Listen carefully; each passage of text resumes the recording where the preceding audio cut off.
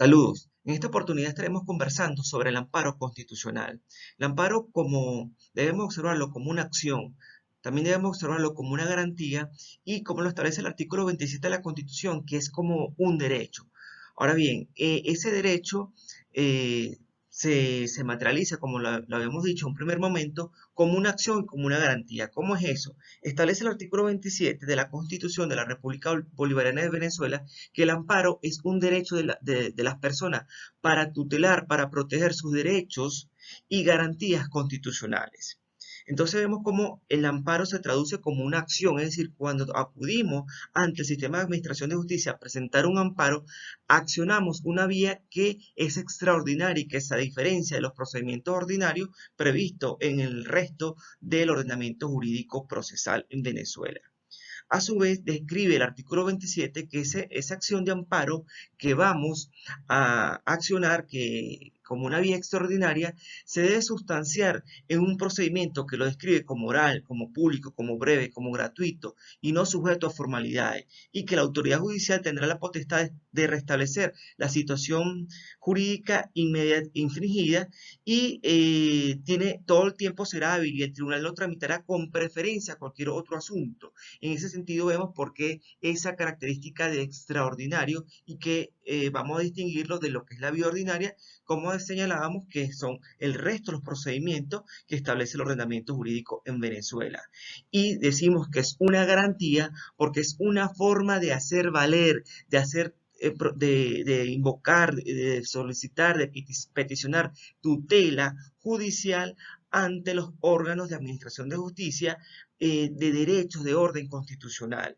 ¿Es lo mismo que hacemos la vía ordinaria? Sí, pero con unas características que la hacen ver que es extraordinario por su procedimiento, que es bastante rápido y que la facultad, ya que no está sujeto a formalidades, el juez puede ir más allá incluso de lo que alegan las partes, porque el juez aquí no está tutelando una situación particular de alguien individualizada, un interés en particular, sino que está garantizando el orden constitucional, que puede ser de esa persona en específico, como puede ser de el conjunto de personas que pudieran verse afectadas por esa delación que está exponiendo el peticionante en amparo en el escrito precisamente que da inicio al procedimiento judicial de amparo constitucional. Es importante precisar que el amparo constitucional no solamente tiene una disposición constitucional en el orden interno de la República Bolivariana de Venezuela, en específico el artículo 27 de la Constitución, sino que también tiene un carácter de convencional, pues establece el artículo 25 de la Convención Americana, Pacto de San José, lo que se denomina protección judicial en el numeral 1 señala que toda persona tiene derecho a un recurso sencillo, rápido o a cualquier otro recurso efectivo ante los jueces o tribunales competentes que la ampare contra actos que violen sus derechos fundamentales reconocidos por la Constitución, la ley o la presente convención, aun cuando tal violación sea cometida por personas que actúen en ejercicio de sus funciones oficiales. De allí que es común ver que los escritos de amparo se fundamente no solamente en el artículo 27 de la Constitución de la República Bolivariana de Venezuela, sino también en el artículo 25 de la Convención Americana, Pacto de San José. Es importante además destacar que la doctrina define el amparo constitucional, y aquí vamos a destacar el criterio del jurista Bello Tavares de la siguiente manera. El amparo constitucional se trata de una acción de carácter extraordinario, cuya procedencia se limita a la violación o amenaza de violación del solicitante de manera directa, inmediata y flagrante de derechos constitucionales, derechos subjetivos de rango constitucional o previsto en instrumentos internacionales sobre derechos humanos para cuyo restablecimiento no existen vías ordinarias eficaces, idóneas y operantes. Asimismo, señala las siguientes características, que se trata de una acción autónoma precisamente, y lo leemos, esta es la obra que estamos citando, pues a través de ella se pone en funcionamiento la maquinaria jurisdiccional para discutir la vulneración de derechos constitucionales y obtener eventualmente un mandamiento de amparo que restituya la situación jurídica infringida o a la que más se le asemeje, una vez determinada la vulneración o amenaza delatada en la solicitud. Asimismo, es extraordinaria precisamente porque, como lo señala la propia definición que estamos leyendo acá en la lámina, es solamente como una acción, como una garantía para tutelar derechos constitucionales, derechos fundamentales previstos en la Constitución o en alguna convención sobre derechos humanos. También podemos decir que es extraordinaria por las características propias del procedimiento que las establece el artículo 27 de la Constitución, por las potestades que tiene el juez de actuar y que lo distinguen del juez ordinario. Asimismo, es sucedánea, pues como lo señala la última parte de la definición, el amparo solamente se va a ejercer cuando no existan vías ordinarias eficaces, idóneas y operantes. ¿Qué pasa? Todo el ordenamiento jurídico procesal, toda acción ordinaria, toda defensa que se pueda ventilar en un procedimiento ordinario, eh, es también garante, es también útil para tutelar derechos de orden constitucional. Por ejemplo, la acción reivindicatoria tiene o persigue la tutela judicial al derecho a la propiedad privada que está establecido en el artículo 115 de la Constitución. Pero el amparo se va a utilizar cuando precisamente esas vías ordinarias no son suficientes, no son idóneas, no son operantes para de manera inmediata tutelar esa delación constitucional que se está exponiendo en el escrito, en la petición, en el libelo, en la querella, que da inicio al procedimiento de amparo. Es decir, es tan urgente, es tan dramática, es tan extrema la situación que se está delatando que la vía ordinaria no me es idónea y tengo que recurrir a una vía extraordinaria como lo es el amparo constitucional. También decimos que no es subsidiaria. ¿Por qué? Porque no tengo que agotar previamente las vías ordinarias para ejercer la acción de amparo. La ejercemos de forma inmediata. Todas estas características las podemos también concretar y vemos cómo se manifiesta el carácter extraordinario, como por ejemplo, y lo vamos a ver en un material que va a estar anexo a esta exposición, en que en el procedimiento de amparo, a los efectos, por ejemplo, de la petición cautelar, no es necesario cumplir las condiciones que establece el artículo 585 y siguiente del Código de Procedimiento Civil, entiéndase presunción grave del derecho que se reclama, peligro de que se haga ilusoria la ejecución del fallo, peligro de que se ocasione un daño, sino que es necesario que el juez pondere lo que se está delatando allí en función de los valores constitucionales que el juez debe garantizar como garante, valga la redundancia, como garante de la Constitución, porque así se lo exige el artículo 7 de la Constitución referido a la supremacía constitucional, y entonces el juez solamente tendrá que ponderar, no tendrá que recurrir o establecer las condiciones de procedencia propias del 585 y siguiente del Código de Procedimiento Civil. Asimismo, no hay incidencia en materia cautelar, es decir, decretada la cautela que el juez considere conveniente, adecuada a la delación constitucional, sencillamente no hay incidencia, no hay oportunidad de oposición, pues tampoco es necesaria por cuanto el procedimiento de amparo es tan rápido, tan expedito, que inclusive pudiera superar la incidencia cautelar prevista en el artículo 601 y siguientes del Código de Procedimiento Civil. De allí vemos el carácter extraordinario o lo podemos evidenciar respecto a las incidencias cautelares. Es importante también tener claro lo que son los requisitos de forma para accionar el amparo constitucional. Mi escrito de amparo constitucional debe cumplir cada una de las condiciones previstas en el artículo 18 de la Ley Orgánica sobre Amparo, sobre Derechos, de la Ley Orgánica de Amparo sobre Derechos y Garantías Constitucionales. Numeral 1, los datos concernientes a la identificación de la persona agraviada y de la persona que actúe en su nombre, y en este caso con la suficiente identificación del poder conferido. Número 2, residencia, lugar y domicilio tanto del agraviado como del agraviante. Suficiente señalamiento e identificación del agraviante si fuere posible, indicación de la circunstancia de localización. 4, señalamiento del derecho o de las garantías constitucionales violados o amenazados de violación. Esto no quiere decir que el juez de manera oficiosa pueda detectar y establecer derechos que no fueron señalados en este escrito de amparo. Quinto, descripción narrativa del hecho, de acto u omisión y demás circunstancias que motiven la solicitud de amparo. 6. Y cualquier explicación complementaria relacionada con la situación jurídica infringida a fin de ilustrar el criterio jurisdiccional. En caso de instancia verbal, aquí vemos otra característica de lo extraordinario y de que no está sujeto a formalidades, que puede ser incluso presentado de manera verbal y se exigirá en lo posible los mismos requisitos del artículo 18 de la Ley Orgánica de Amparo sobre derechos y garantías constitucionales. Una normativa de la Ley Orgánica sobre amparos y derechos, sobre amparos y garantías constitucionales es el artículo 6, pues este establece las causales de inadmisibilidad. Y aquí vemos otra característica para entender por qué decimos que es una acción extraordinaria.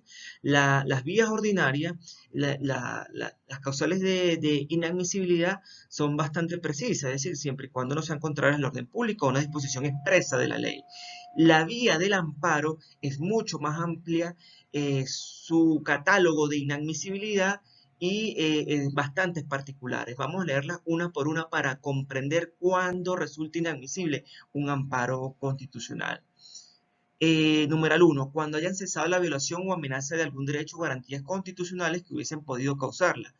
Fácilmente, una vez que esa delación que se hace en el escrito de amparo ha desaparecido, ha cesado, decae el objeto del amparo y por ende es inoficioso continuarla.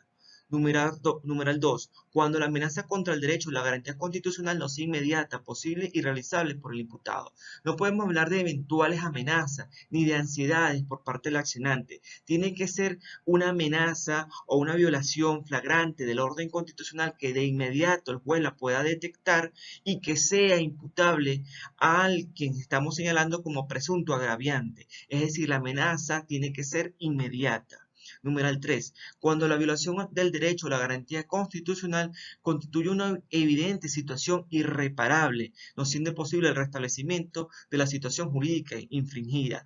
El amparo constitucional es para evitar quebrantamientos al orden constitucional o para restablecer el orden constitucional. Nunca para resarcir, es decir, una vez que se ha causado el daño, el amparo constitucional no es la vía idónea. La vía idónea serán las vías ordinarias para perseguir, resarcir el daño. Pero una vez ocasionado el daño, no podemos ejercer el amparo. El amparo es para evitar o para restablecer si ello es posible. Numeral 4. Cuando la acción u omisión, el acto o la resolución que violen el derecho o la garantía constitucional hayan sido consentidos expreso o tácitamente por el agraviado, a menos que se trate de violaciones que infrinjan el orden público o las buenas costumbres. Se entenderá que hay consentimiento expreso cuando viene transcurrido el lapso de prescripción establecido en las leyes especiales o en su defecto 6 meses después de la violación o la amenaza al derecho protegido. El consentimiento tácito es aquel que entraña signos inequívocos de aceptación. En este sentido tenemos que ser muy cuidadosos. ¿Por qué? Porque si bien es cierto el amparo constitucional pudiera de responder a intereses individualizados de quien lo ejerce, por ejemplo, se está viendo afectado el derecho a la propiedad privada previsto en el artículo 115 de la Constitución, y la persona no lo acciona, pudiéramos decir que es una situación que solamente afecta la esfera subjetiva constitucional de ese particular, de ese individuo. En cambio, si esa delación constitucional trasciende esa esfera subjetiva y menoscaba de alguna manera derechos de la colectividad, de orden constitucional de la colectividad, en ese sentido, a pesar de que haya un consentimiento tácito o expreso, o que haya pasado los 6 meses, a que hace referencia el numeral 4, el artículo 6 de la Ley Orgánica de Amparo sobre Derechos y Garantías Constitucionales, el juez, precisamente como garante de la Constitución, que debe hacer valer, proteger y tutelar la supremacía constitucional prevista en el artículo 7 de la Constitución, debe continuar con el procedimiento de amparo, puesto el procedimiento de amparo también tiene una característica de oficial, de oficiosidad, pues el juez, insistimos, no está buscando tutelar esa situación particular de un ciudadano, sino tutelar el orden constitucional, establecerlo, protegerlo, hacerlo valer, pues allí, así es un mandato, así está establecido como un mandato en el artículo 7 de la Constitución de la República Bolivariana de Venezuela, puesto que el orden constitucional tiene una característica de supremacía y vincula a todas las personas y más en especial a quienes componen el aparato de administración de justicia. Y continuando con las inadmisibilidades, las causales de inadmisibilidad del amparo, tenemos el numeral 5, que señala que cuando el agraviado haya optado por recurrir a las vías judiciales ordinarias o hecho uso de los medios judiciales preexistentes.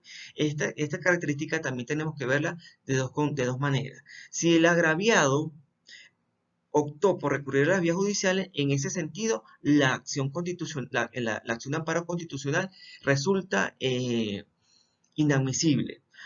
Asimismo, también ha establecido la Sala Constitucional y es muy común verlo en la práctica judicial de los tribunales cuando actúan en sede constitucional, que cuando existen vías ordinarias que son idóneas para hacer valer ese derecho que se está invocando, que se está delatando como violado, o que hay una seria amenaza a la violación del orden constitucional, pero que las vías ordinarias resultan idóneas para tutelarla, entonces en ese sentido también deviene inadmisible el amparo, pues el amparo los tribunales no pueden permitir que haya un uso abusivo del mismo, solamente podrá ejercerse el amparo para proteger o ante situaciones que violen o amenacen con violar el orden constitucional de manera inmediata y que las vías ordinarias no resulten suficientes, idóneas para tutelar o para impedir o para restablecer esa situación jurídica que se está infringida, que se está delatando. Asimismo, resultará inadmisible el amparo cuando se trate de decisiones emanadas de la Corte Suprema de Justicia. En ese sentido, debemos modificar allí.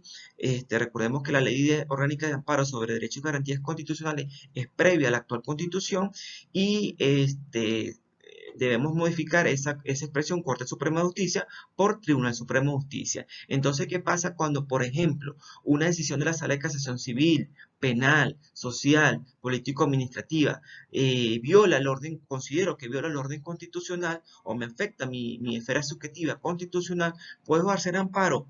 No, allí la vía que tendrá quien considere que se le ha sido afectado su esfera subjetiva constitucional será la revisión constitucional, será, repito, la revisión constitucional prevista en el numeral 10 del artículo 336 de la Constitución de la República Bolivariana de Venezuela. Asimismo, será inadmisible el amparo y esta es una causal que ahorita la estamos observando en caso de suspensión de derechos y garantías constitucionales conforme al artículo 241 de la Constitución, salvo que el acto que se impugne no tenga relación con la especificación del decreto de suspensión de los mismos. Aquí debemos hacer unas aclaratorias bastante precisas.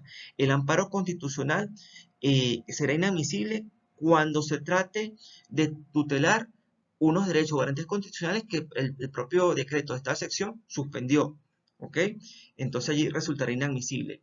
Pero también debemos tomar en cuenta, y esto es propio de los estados de sección, que hay unos derechos que son intangibles, como por ejemplo el derecho a la vida, el derecho al amparo, el derecho al debido proceso, el derecho a no ser torturado, son derechos intangibles, es decir, que no pueden ser suspendidos, ni condicionados, ni limitados, ni restringidos por el decreto de estado de sección. En ese sentido, si de alguna manera u otra estos derechos intangibles se ven afectados, entonces, que también está previsto en la Ley Orgánica sobre Estado de Sección, en ese sentido el amparo sí resultará admisible. Finalmente, el amparo se resultará inadmisible cuando esté pendiente de decisión una acción de amparo ejercida ante un tribunal en relación con los mismos hechos que se hubiese fundamentado la acción propuesta. Es decir, no pueden haber dos causas de amparo por los mismos motivos. Si ya se inició uno, y posteriormente se pretende dar incurso a otro, este segundo devendría e inadmisible conforme al numeral 8 del artículo 6 de la Ley Orgánica de Amparo sobre Derechos y Garantías Constitucionales. Muchísimas gracias.